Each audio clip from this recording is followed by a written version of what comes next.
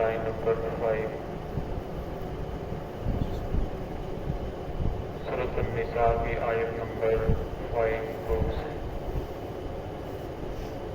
اعوذ باللہ من الشیطان الرجیم بسم اللہ الرحمن الرحیم ام لکم نصیب من الملک فإذا لا يؤتون الناس نقيرا أم يحسدون الناس على ما آتاهم الله من فضله فقد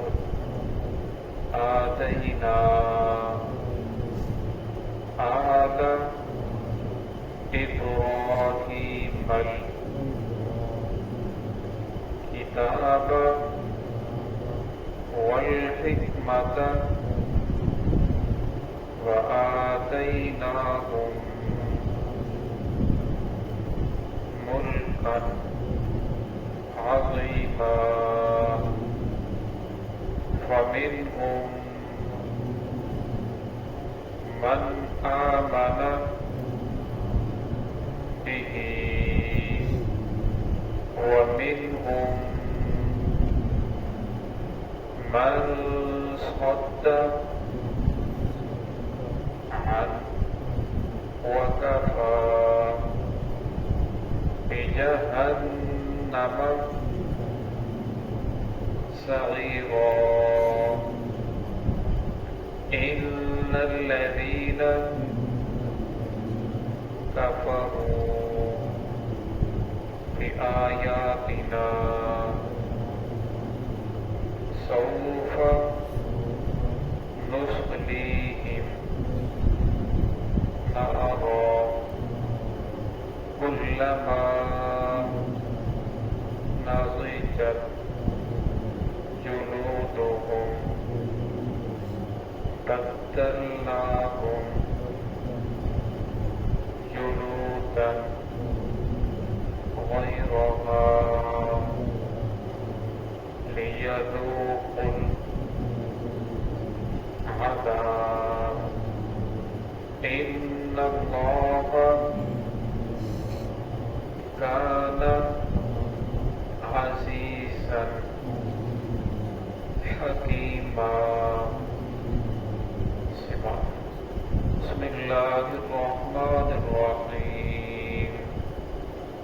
أم لهم نصيب من الملك فإذا لا يؤتون الناس نقيرا أم يحسدون الناس على ما آتاهم الله من فضله فقد آتينا آل إبراهيم الكتاب والحكمة وآتيناهم ملكا عظيما فمنهم من آمن به ومنهم من صد عنه وكفى بجهنم سعيرا إلا الذين كفروا بآياتنا سوف نصليهم نارا كلما نضجت جلودهم بدلناهم جلودا غيرها ليذوقوا العذاب إن الله كان عزيزا حكيما. أم لهم نصيب من الملك کیا ان کے لیے حصہ ہے بادشاہت میں فَإِذَا لَا يُؤْتُونَ النَّاسَ نَقِيرًا یعنی اگر ان کے لیے حصہ ہوتا تب وہ نہ عطا کرتے لوگوں کو نقیرا دل کے برابر بھی. ہم یحسدون الناس کیا وہ حاصل کرتے ہیں لوگوں سے علی ما آتاہم اللہ من فضل اس چیز پر جو اللہ رب العزت نے انہیں عطا کیا اپنے فضل میں سے، فقط آتینا آل ابراہیم الکتاب والحکمہ، البتہ تحقیق ہم نے عطا کی ابراہیم علیہ السلام کی اولاد کو کتاب اور حکمت، وآتیناہم ملکا عظیما، اور ہم نے انہیں عطا کی بادشاہت کا ملک، فمنہم من آمن بہ، اور ان میں سے کچھ وہ ہیں جو ایمان لے کر آئے، سیدھے راستے پر رہے، یعنی محمد صلی اللہ علیہ وسلم پر ایمان لے کر آئے، ومنہم من صد عنہ، اور اس میں سے کچھ وہ ہیں جنہوں نے اعراض کیا، انکار کر دیا، وَكَفَىٰ بِجَهَنَّمَ سَعِيرًا، کافی ہے جہنم ان کے داخل ہونے کی جگہ، بڑھتی ہوئی جگہ، ان الذین کفروا، بے شک وہ لوگ جنہوں نے کفر کیا، بآیاتنا، ہماری آیات کا، سوف نصلیہم نارا، ہم انہیں داخل کریں گے بڑھتی ہوئی آگ میں، کلما نضجت جلودہم، اور جب بھی ان کی کھالیں جل جائیں گی، بدلناہم جلودا غیرہا، ہم بدل دیں گے اس کی جگہ دوسری کھالوں کو، لیذوقوا العذاب، تاکہ وہ چکھیں عذاب کو، ان اللہ کان عزیزا حکیما، بے شک اللہ رب العزت غالب ہیں، حکمت والے ہیں۔ اس پہلی آیت کے اندر اللہ رب العزت نے جو لوگ آپ صلی اللہ علیہ وسلم کی ذات پر اعتراض کرتے تھے، جس وقت محمد الرسول اللہ صلی اللہ علیہ وسلم کو نبوت ملی تو کفار مکہ یہودی اعتراض کرتے تھے کہ اگر آپ اللہ کے نبی ہیں تو آپ کے ساتھ کوئی فرشتہ اترتا، وہ آ کر بتاتا کہ واقعی اللہ کے نبی ہیں، اگر آپ اللہ کے نبی ہیں کوئی باغ ہوتا، کوئی آپ کے لیے حالات ہوتے، آپ تو ایک غریب آدمی ہیں، تو لہٰذا آپ نے نبوت کا دعویٰ کر رکھا ہے، آپ نبی نہیں ہو سکتے۔ تو لوگوں نے طرح طرح کی باتیں کرنا شروع کر دی، تو اللہ رب العزت نے ان کی اس بات کو رد فرمایا، فرمایا ام لکم نصیب، کہ ان کے لیے کوئی حصہ ہے من الملک کی بادشاہت کے اندر، یعنی اللہ رب العزت کی سلطنت کے اندر ان کا کوئی اقتدار ہے، ان کی کوئی شراکت ہے کہ اس طرح کی باتیں کر رہے ہیں کہ فلاں کو نبوت ملنی چاہیے، فلاں کو نبوت ملنی چاہیے، اور جس سے نبوت ملے اس کے پاس مال و دولت ہونا چاہیے۔ اور میں آج اللہ رب العزت نے یوسف علیہ السلام کو نبوت عطا فرمائی تھی، حکومت بھی عطا فرمائی تھی، کتنے سارے لوگ تو ایمان لے کر نہیں آئے۔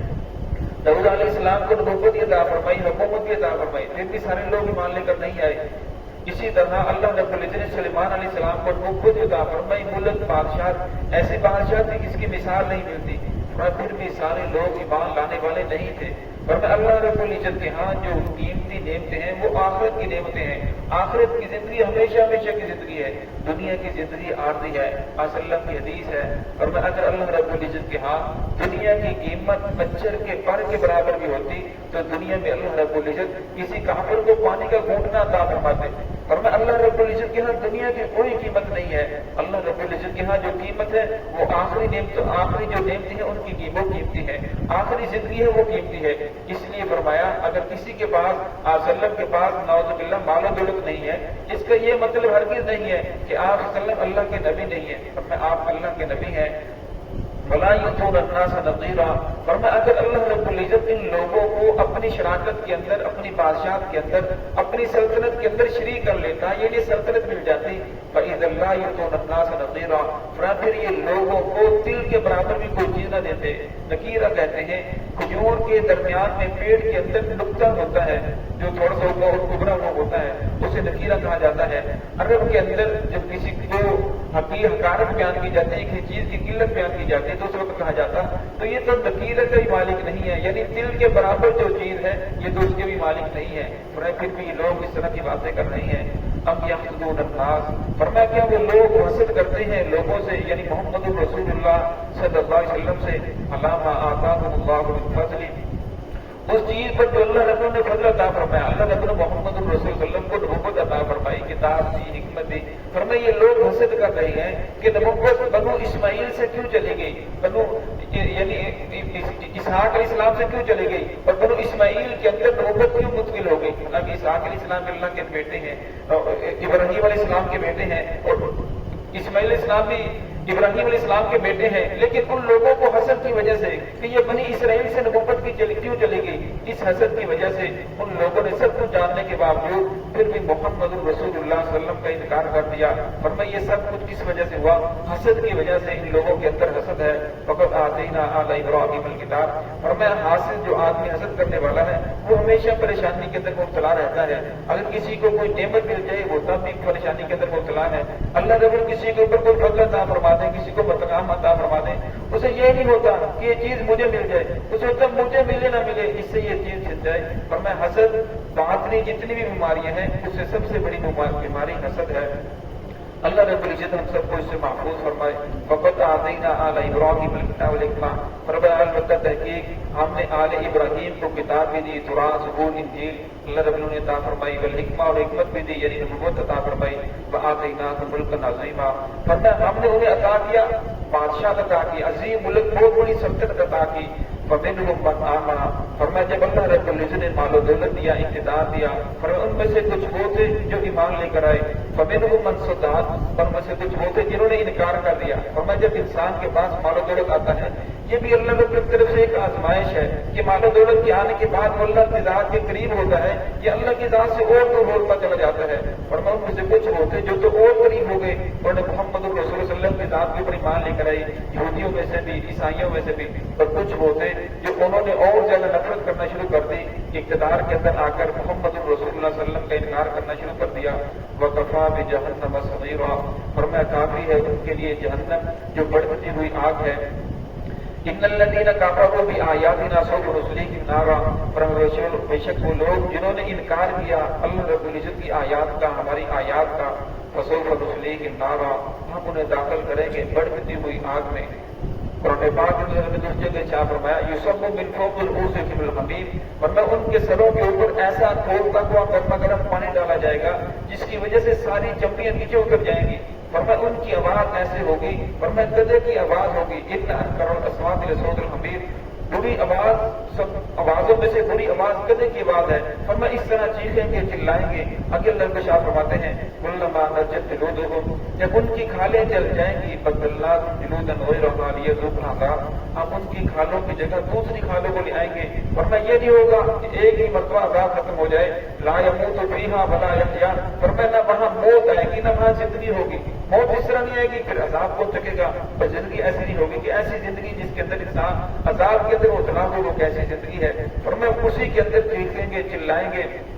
پھر اللہ رب العزت فرمائیں گے ربنا اخرجنا منہا فإن عدنا فإنا ظالمون، رب العالمین ایک مرتبہ ہمیں اس سے نکال دے، دوبارہ ہم ایسا کام نہیں کریں گے، اگر دوبارہ ہم زیادتی کریں، دوبارہ ہاتھ سے گزرے تو ہم ظلم کرنے والے ہو سکیں۔ اللہ رب فرمائیں گے قال اخسئوا فیہا ولا تکلمون، دفع ہو جاؤ، ولا تکلمون، میرے ساتھ کلام نہ کرو، کیونکہ میں نے انبیاء کو بھیجا، حق کے اندر حق کی آواز بلند کرنے والے کھڑے کیے، میں نے کتابیں نازل کی، اگر تم نے ایمان لے کر آنا ہوتا تو تمہارے لیے بھی یہ چیزیں کافی تھی، لیکن تم نے ایمان کو قبول نہیں کیا، لیذوقوا العذاب، اب چکھو عذاب کو۔ اللہ رب العزت تمام مسلمین، تمام مسلمات کو اس سے محفوظ فرمائے۔ ان اللہ کان عزیزا حکیما، بے شک اللہ رب العزت غالب ہے، حکمت والے ہیں۔ تو ہے اللہ رب العزت ہم سب کو صراط مستقیم پر چلنے کی توفیق عطا فرمائے۔